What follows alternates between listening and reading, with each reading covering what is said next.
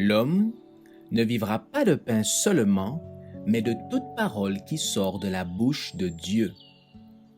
Voici votre moment de méditation quotidienne.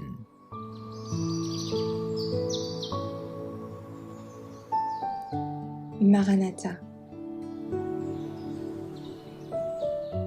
Le 21 novembre.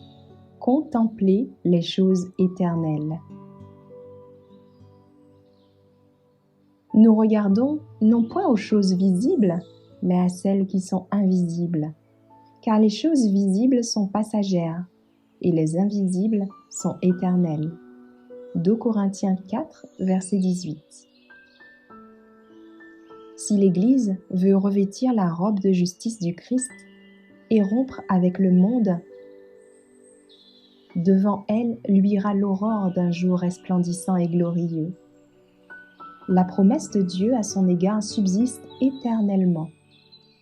La vérité triomphera, en dépit de tous ceux qui la méprisent et la rejettent.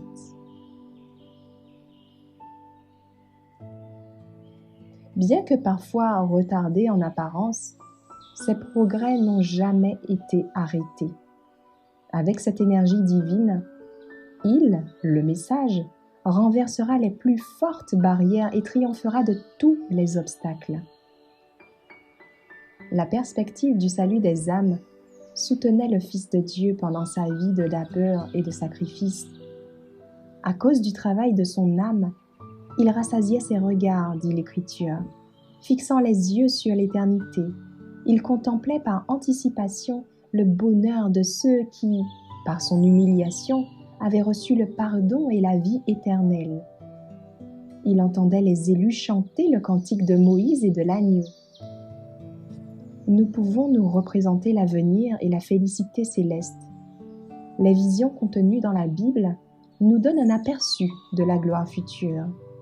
Ces scènes, peintes par la main de Dieu, sont chères à l'Église.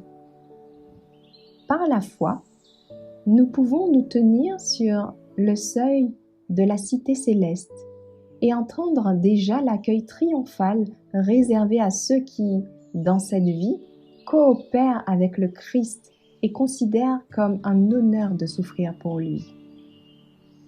Tandis qu'on entend ces paroles, « Venez, vous qui êtes bénis de mon Père !»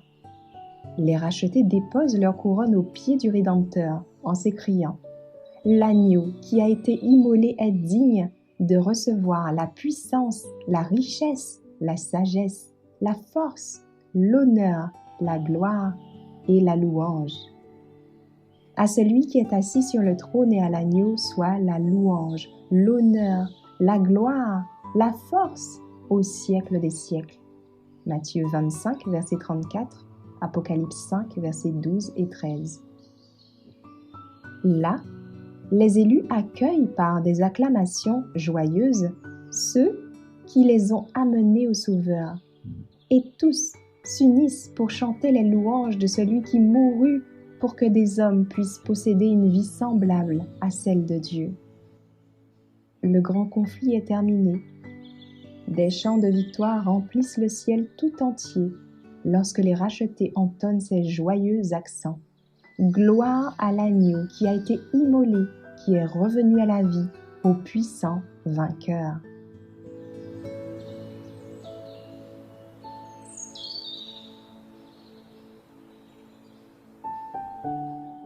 Merci d'avoir écouté cette présentation.